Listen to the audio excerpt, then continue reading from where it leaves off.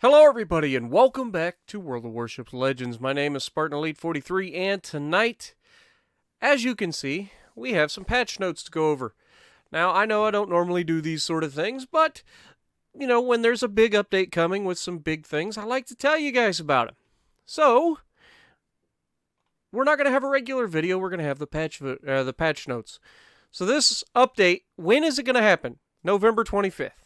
Okay, so that'll be, Monday? So, yes, Monday, November 25th is when the update's going to be. Here are your times. 7 a.m. to 11 a.m. UTC. You'll have to do the converter for yours. The update size is 2.5 gigabytes. It's a pretty massive update. Oh, did we notice this? Crossplay is here! Finally! Crossplay. All you PS4 folks that want to sync me are going to get your shot. The long-awaited feature is now here. Players from different platforms can now be matched in cross-network battles. Players from platforms other than yours will have a special icon next to their name on the tactical map, the post-battle screen, and the player card profile. In other words, it's going to make it real easy to find out who's on a PlayStation, who's on an Xbox, and hunt them down. Make them feel your wrath. So as you can see, they get this special little internet icon here, little globe thing. That means they're from the other network. And when they're from the other network, you hunt them down and you kill them. If you're on Xbox, you know what I mean. If you're on PS4, don't worry about it. So cross-network voice chat will not be available at the moment, but may be added later. And cross-network setting can be enabled and disabled in the settings. We created a new tab called Network and moved the account deletion there as well. Just avoid account deletion. You don't want to hit that button. Good God. I remember the first time I seen that, I was like, oh my God, I don't know. Why would that? No. Just no. One accidental click and gone. That'd be terrible. For PS4 players, the cross-network setting is enabled by default. Xbox players have this option on their console settings, but it should be enabled by default as well.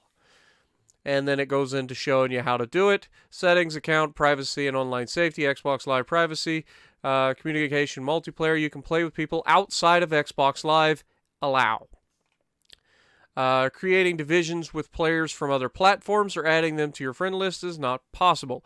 Now, the divisions I've seen, or I've heard, they may end up being able to do that at some point. So don't think that this is just rolled out completely. Much like the voice chat, just at the moment, it's not possible. So give them time. They're working on things. Also, ranked battles are coming up. Now, we talked about this a little bit yesterday, but now we have some more info about it. So, with crossplay available, we present to you the first season of ranked battles. So, not only is it going to be ranked battles, but it's going to be ranked battles with crossplay. So, we're going to be able to fight against PlayStation or with PlayStation players in ranked battle. That's going to be fun. It's going to be fun. Maybe me and T-Bull will get teamed up. That'd be hilarious. Not for the enemy team, but it'll be hilarious.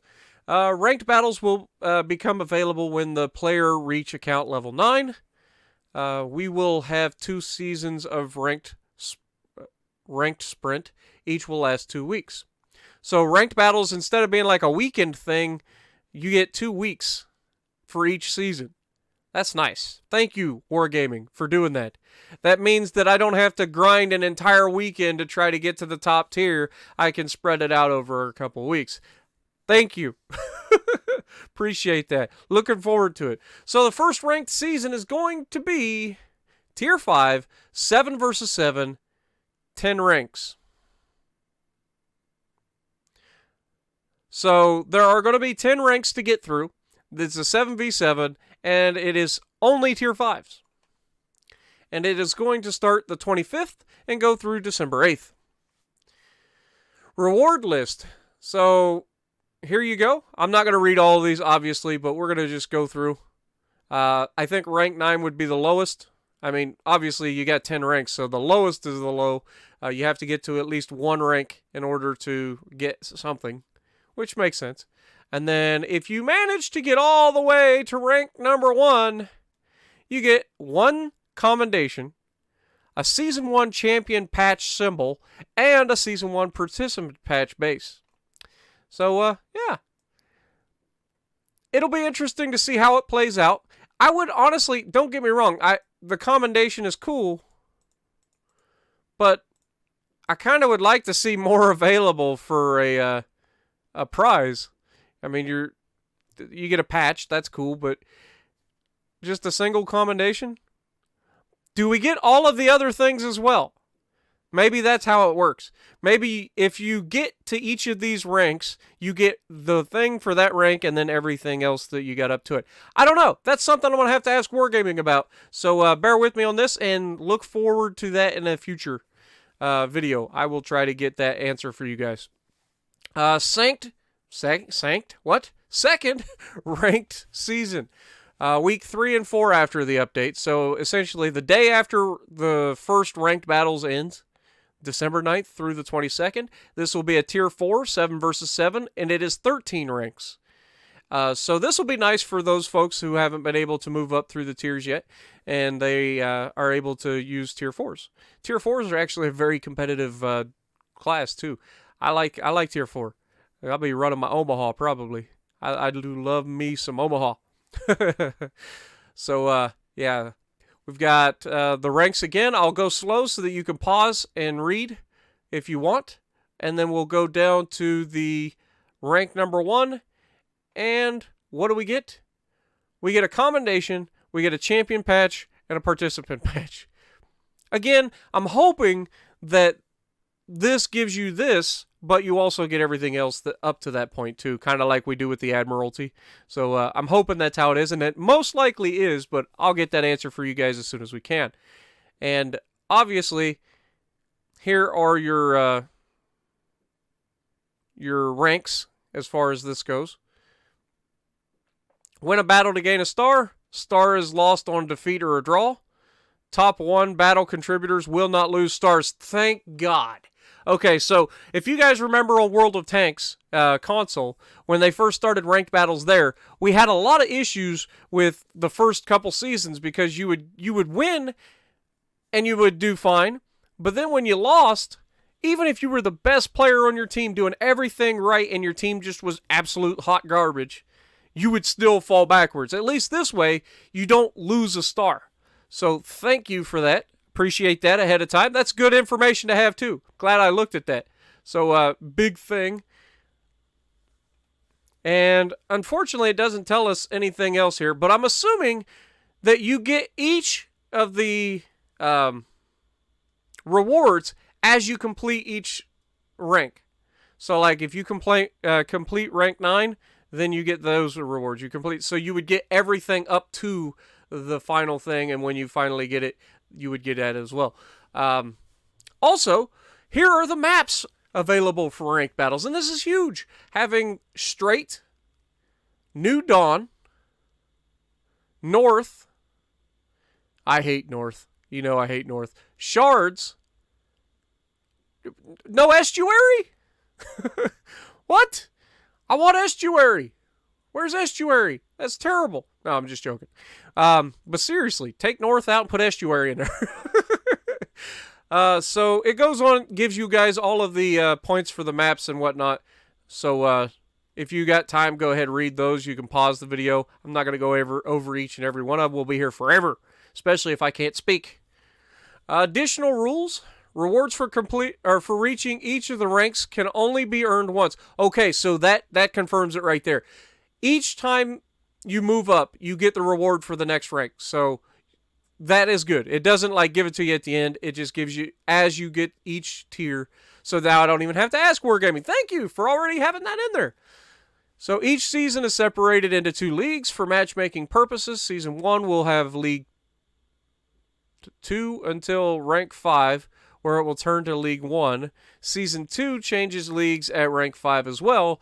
Players in each league can only be matched against other players from the same league. Oh, okay. So that's interesting. So basically, the lower tiers or the lower ranks will be playing against lower ranks, and the higher ranks will be playing against higher ranks. So as you progress in the ranks, they get harder. That's how ranked battles is supposed to work. So I'm looking forward to this. I'm not going to lie. I am really looking forward to this. Also, each season has a number of irrevocable ranks that cannot be lost. Okay, so if this is the case, then maybe the rewards for completing the tiers don't come right away, but they get given to you afterwards, because you can lose down to. So if, say, you get up to rank 3 and then you go on a losing streak, you can go all the way back down to rank 1. Once you hit 4, you're safe. You can't go beyond 4 again. But then you get up to tier 6 and you lose, and you end up back down. If you keep losing, you end up down to tier or rank 4, and so on and so forth. So 10, 9, 7, 4, and 1, and then 13, 12, 10, 7, and 1 for Season 2. There will be no more than 2 destroyers per team. Thank God. Thank God. Oh, battleships rejoice. Ranked battles can be played in divisions. What? Why? Okay, so you can actually play ranked battles with your friends. That is controversial. We'll have to see. Now, don't get me wrong. I can understand it being a thing. You want to have good teamwork, and you can't guarantee that if everybody on your team is, just random. But at the same time, that makes it very difficult for those of us who play solo. Very difficult for us to play solo. Because you're going to be going up against multiple divisions. I guarantee it. So there's 7 people on the enemy team, and almost every one of them are going to be in a division. I can guarantee it. And then I'll be the one guy that's not in a division trying to do this stuff. That's going to be difficult. We'll have to see how it plays out. I'll hold my judgment until then. Number of divisions per team will always be equal. Okay, well, that's some good news, I guess. If the battle is a draw, both teams lose a star. Ouch! Okay. I mean, it makes sense, but at the same time, ouch! Even if we fight to a stalemate, we both lose. Okay. Player with the highest XP earned in the losing team does not lose a star. And we already went over that. No stars are awarded for receiving a new rank. Okay, so what they're going at there is, in World of Tanks console, when you would rank up, they would usually give you two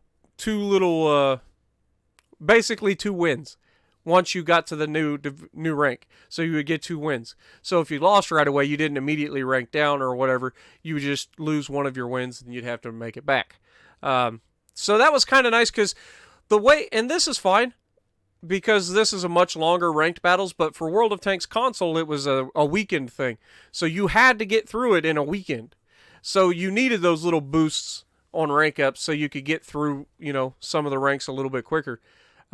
Because it was brutal, man, especially the last couple times I tried to play ranked battles on World of Tanks console. It was brutal. It wasn't fun. It wasn't enjoyable. It was just brutal. You felt like you were grinding your butt off and not actually able to, to make it happen. And that's not what it's about. Ranked battles is supposed to be more intense, but more team-oriented, more teamwork, people that really enjoy the competitive side of these online multiplayer games. For those people who don't, that's fine. You don't have to play ranked battles.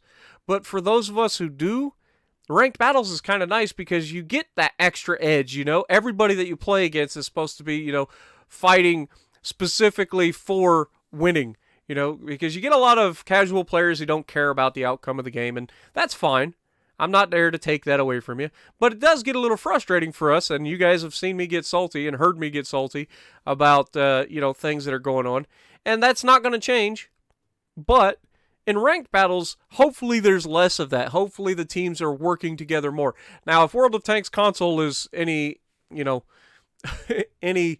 keep saying that. That's the only ranked battles I've ever actually played in that wasn't like Halo and stuff like that. Halo, when we played Team SWAT and ranked, like, that was no joke. Like, that teamwork was teamwork.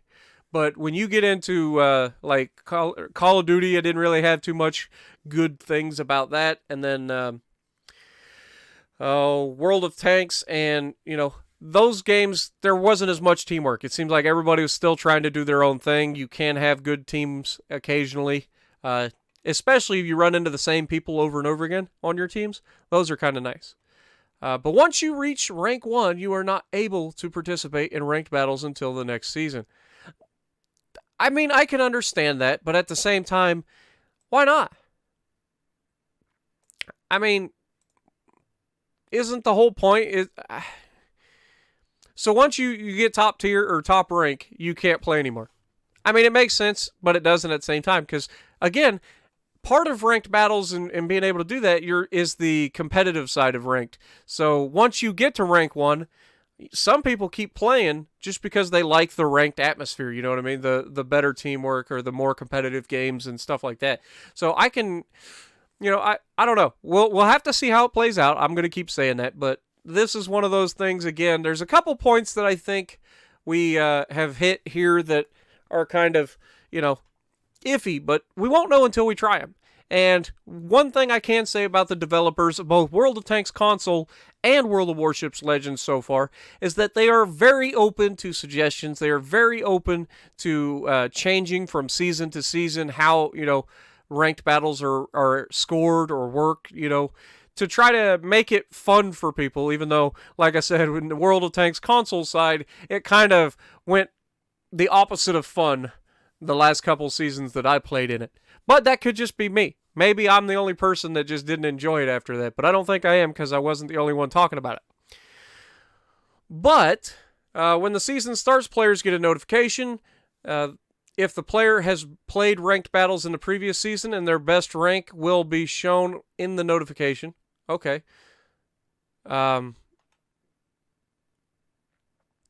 You will get a new thing. Instead of like AI and versus, you will also have ranked battle next to that. So when you go to start the game, you'll choose ranked battle if you want in ranked battle. That makes sense.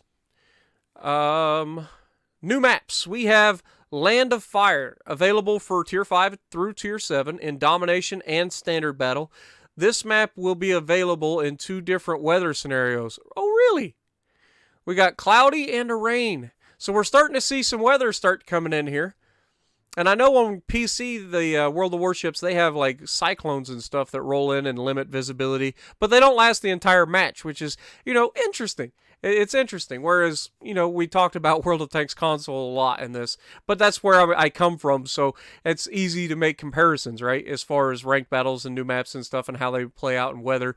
But the one criticism that we had for the weather in World of Tanks console, though it did do the limited visibility and the radio range was reduced and all that stuff, it lasted the entire match. Like every match that you got a severe weather thing, it was absolutely brutal. Because you knew you were going to be stuck in that the whole time. And when you're in a YouTube little position, when you're trying to record, it looks horrendous. And it was a beautiful game. World of Tanks console in 4K is fantastically beautiful. I enjoyed playing it in 4K. But then you get all the weather on top of it, and it kind of murks everything up. So it'll be interesting to see how World of Warships Legends approaches the weather and how they plan on going further. But we've got Land of Fire, which looks like Destroyer Heaven, if I'm honest. Like, look at all these islands.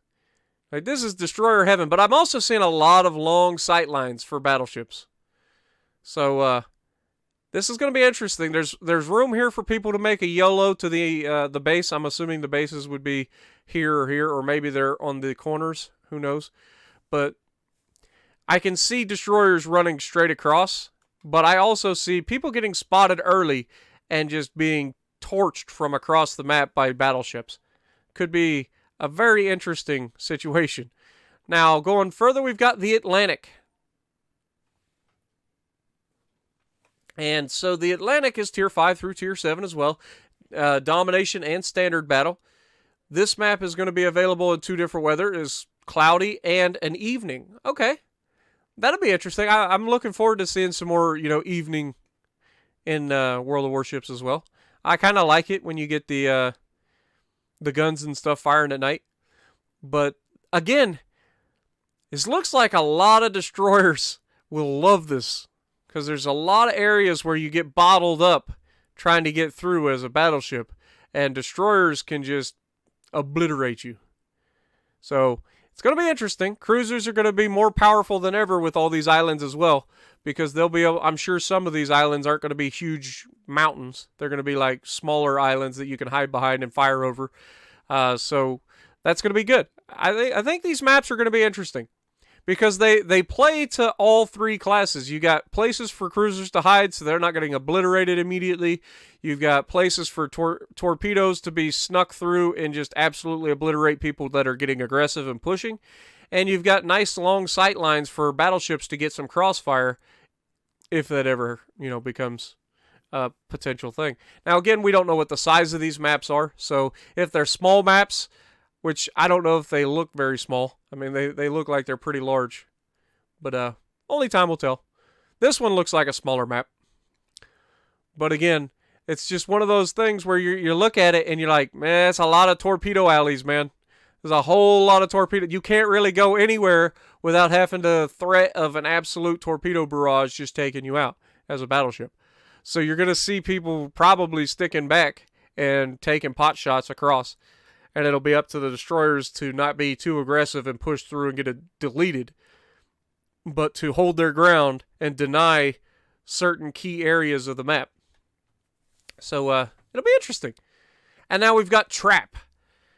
Again, Trap is another one of those maps that seems like it's going to be... I mean, the endpoints are a lot larger than we've seen on these. You don't get as much on these. You have to slow down to turn in through here. I mean, you can steam straight through, but again, you're going to be looking at torpedoes. Not to mention, you're getting shot by battleships at the same time, because these... I don't know how big these mountains are going to be, and if you're steaming through here, anybody that's over here is probably going to be able to shoot you. But Trap also... No, this is Tier 4 to Tier 6 only, and only for domination. So, yeah, that'll be interesting. It'll be sunny and evening. So, yeah, it'll be interesting. This one's got, like I said, it's got bigger openings. And it's funny because this is a mid-tier map, whereas the other ones were higher tiers. And this has actually got the bigger openings for people to get through. But maybe they're just expecting nobody to really use those. And there'll be most of the action between these two islands here, especially considering its domination. So I would imagine you'll have a cap here, a cap here, and a cap here, if I had to guess. Black Friday specials. We get the Black Scharnhorst. If you've wanted a Scharnhorst, there you go. Now, I imagine because these are black, they will have permanent camo that is the same as the ones that are on here. Though on World of Tanks console, they actually earned more silver, so it'll be interesting to see if they make any changes like that to earnings. But now you've got the Black Warspite. Two very, very good premium ships here. I like how they lead off with them. The Atlanta. For those of you who missed out on the Atlanta in the first campaign, this is your opportunity to pick up the Fire Wagon. It's up to you whether or not you want to pick it up. And it's all black, and I'll be real honest. The Atlanta looks pretty good in black. I'm not going to lie, that looks pretty good in black. Still ridiculous how many guns that thing gets. You are either able to purchase these ships in store, or you have a chance of receiving them from the Black Friday containers. Really? So I'm assuming there's going to be some Black Friday containers that are given out in the next campaign after the Atago goes away. So I imagine we can have a chance to win them, which is interesting. I like that. But only time will tell. I don't know. These containers will be available for 1,000 doubloons. It may include the following items: 10 promotion orders. Oh, wow.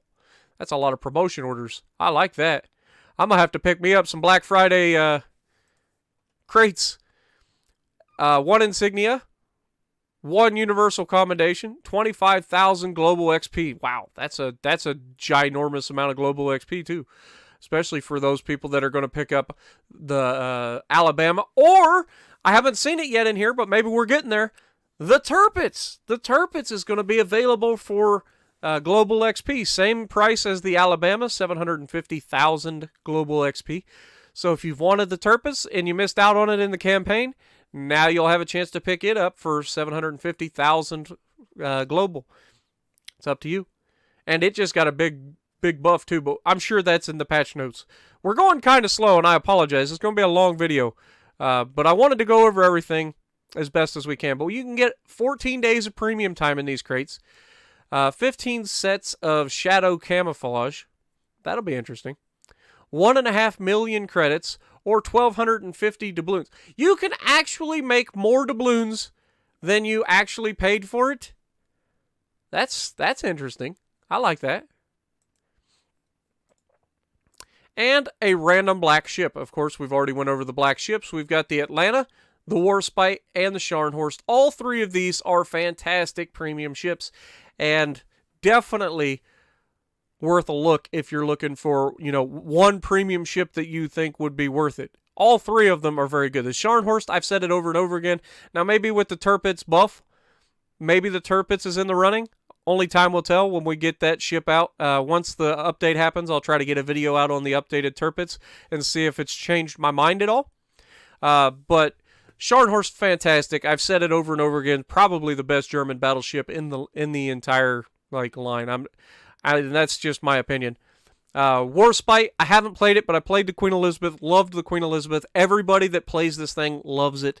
I haven't heard a single person say, "Oh, I hate the Warspite," unless you're playing against it. So that's the thing. The Atlanta Black, you've seen, some of the games that I've had in the Atlanta. It is, it's a feast or famine. If you get caught out in this thing, you can be removed very quickly. But if you get one of those games where you can sit back and torch people, it's so much fun to play. Just the amount of firepower that you send down range makes you just feel tingles in your loins. But Tirpitz for global... Yeah, I should have just held it, huh? Tirpitz for global XP. And again, this is for the foreseeable future, guys. These 750,000 global XP ships aren't going anywhere. So you don't have to go through and purchase all of your XP, you know what I mean? If you want to grind for it, grind for it. It ain't going anywhere. They have not put any dates in there saying, hey, we're going to pull this ship at this time, so you better get it now. So this is just an opportunity for those people who aren't willing to spend the money on the game to get a premium ship with just standard XP. It's global XP, obviously, and that's a little more difficult to earn. You don't get as much global XP per batch. So unless you want it right now, you don't have to spend anything. That's the best part. So keep that up. And we've got port UI improvements, including a filter. Thank you. For those of us who have literally almost all the ships, a filter is a godsend. Especially when I play mostly tier 7s. I can just click the tier 7 and I have my tier 7s right there. Thank you for this personally. I've been wanting this for a while. That's good. And this is another one of those things where they are listening to us, guys. So keep your suggestions coming through the Discord or, Facebook pages, Twitter pages, that sort of thing. Let World of Warships Legends know what you want.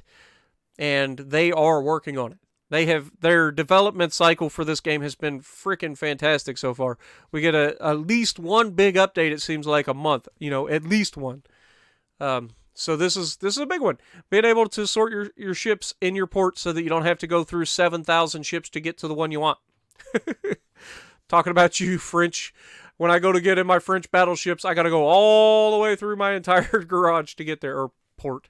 So that's pretty cool. I like that. And you can also add certain ships to your favorites. So you don't have to worry about, going to one tier or another tier. If you got your favorite ships, hit the favorite button, and those ships will be at the front of your sort order, which is pretty awesome. Of course, I don't know who in their right mind would put the Tirpitz as their favorite, but that's just me. Maybe after the buff, maybe we'll find out. It's supposed to be a pretty nasty buff, so we'll see in the armor department. Voice chat changes. The voice chat is now disabled by default for every player. So this is one of those things. If you don't want to hear people like me who get upset occasionally and start yelling across the mic, I apologize. But now you don't have to. Just leave the voice chat off completely. You don't have to go through and mute everybody.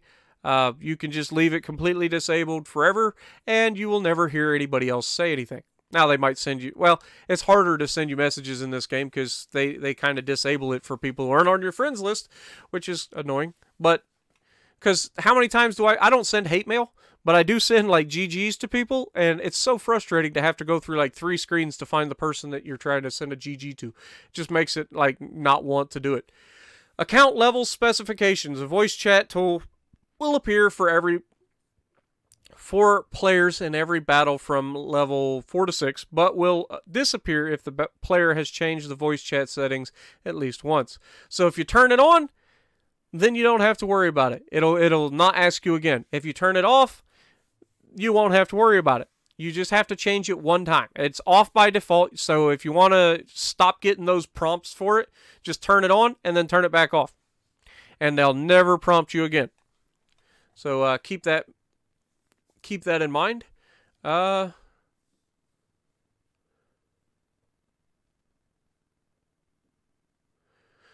Report function is here. If you find a player's nickname offensive, you can report it. If a player is harassing others, you can report that.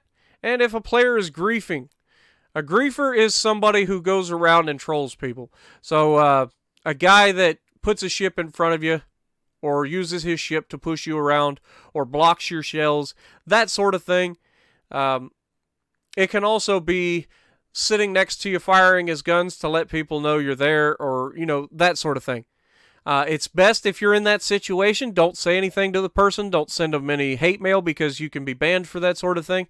All you do is Xbox record that, and then you can send it through Microsoft or the reporting here as well. And I don't know if they'll actually have a video report here, but you can definitely report the abuse if they were griefing, and they will look into it. Balance changes. The Turpit's repair party consumable effectiveness was raised by 20% for restoring modules, and by 50% when restoring the Citadel HP. Now, this sounds like it's some huge numbers, and before you get upset, you gotta think about where the numbers were initially. So when they say they raised it by 50%, say you took damage to your Citadel. Your Citadel has a certain number of hit points, okay? And I believe the Citadel actually has enough hit points for the entire health of the ship. So say you have, in the iOS, I have 72,000 some odd health. So we'll just say 72,000 health. Your Citadel technically would have 72,000 health. Other parts of your ship are allocated specific amounts of health. So say the front of your ship only receives a third of the hit points of the ship. Once a third of your hit points have been taken through the front of your ship, the front will no longer give them damage unless, of course, they score a Citadel hit through the front with a weird penetration or whatever. So when you restore the health, the heavy damage from Citadels will only allow you to restore something up to like a third of the damage that was dealt to you. Maybe it's slightly more than it.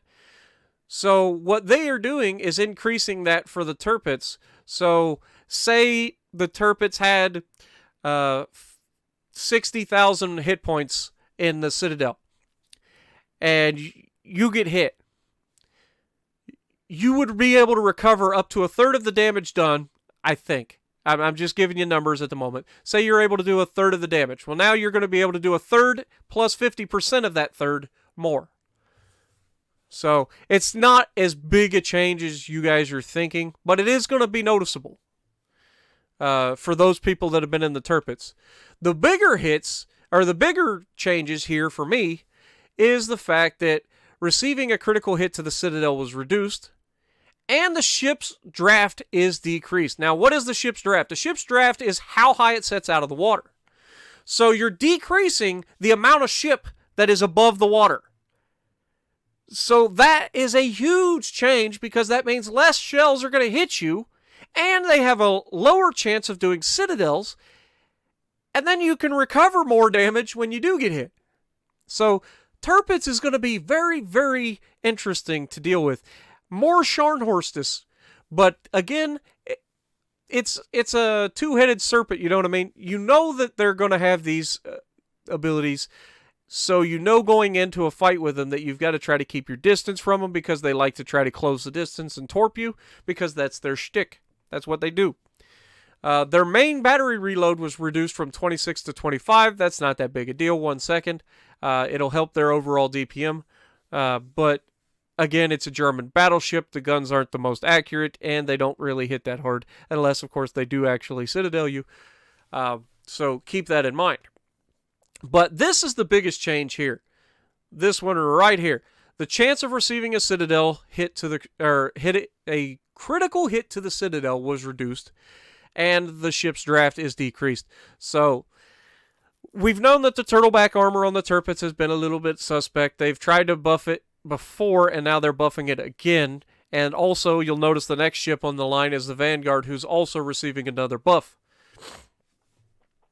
So it's going to be one of those things that it'll be interesting to check out. We have both these ships, so I'm going to be able to check them out after the fact and see what I think, if anything has changed. Or at least, if anything has changed my feeling towards the ship. But moving on to the Vanguard. Fire chance of the Vanguard's HE shells has been increased from 38 to 42. That's a pretty significant amount. So you're going to be able to do more chances of setting fires with the Vanguard. So you're going to see more Vanguards using HE, I would imagine. And the Citadel deck armor was increased from 32 to 50 for both hulls. So you're not going to be able to score those nasty plunging fire Citadels on the Vanguard that we've known for a while. You know what I'm talking about. The one where they're at 16 or 18 kilometers and you drop them right through the upper deck and right down into their Citadel and make them cry. Those are the shots that they're trying to reduce for the Vanguard. Because at the same thing, one, the Vanguard probably can't even shoot you back because you're outside its range. Two, even if it does shoot you back, the armor piercing of the Vanguard's not that good, so from that distance, the likelihood that he scores decent hits against you versus how much damage he can take from you is just ridiculous. And that's why the Vanguard is getting another buff. So going from 32 millimeters to 50 millimeters, but that's just the Citadel deck armor. So you still have the chance, if you were shooting from the front or the rear, to have that drop in on the extended deck. So, aka the deck that's in front of the frontmost gun and behind the rearmost gun. That's your extended deck. If you can get a good shot through there, there's a potential for that shell to enter the Citadel anyway. And then, of course, you always have the sides. And if he's giving you the sides, then he's asking for it. But again, we have this.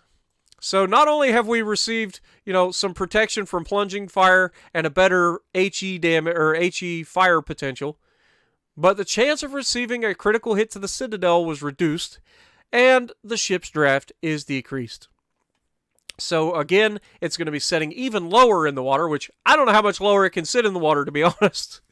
The Vanguard doesn't sit up out of the water very high anyway, but now you have even less chance of critical hit to the Citadel, so less chance to Citadel it, less ship to actually hit. It's got more deck armor, and it's going to be shooting HE most of the time. Vanguard is starting to sound a little interesting. I might have to give it another go once we get the patch. On the other hand, both the Kaiser and the Koenig showed too much combat potential. The Kaiser, I don't know. Personally, it wasn't a bad ship, but the Koenig definitely. I would take a Koenig into tier 5s and just tear people up. I liked it better than I did the Baron. Well, I haven't actually played the Baron, but I played plenty of Barons against my Koenig, and my Koenig whooped their booty. So, but maybe that's just me.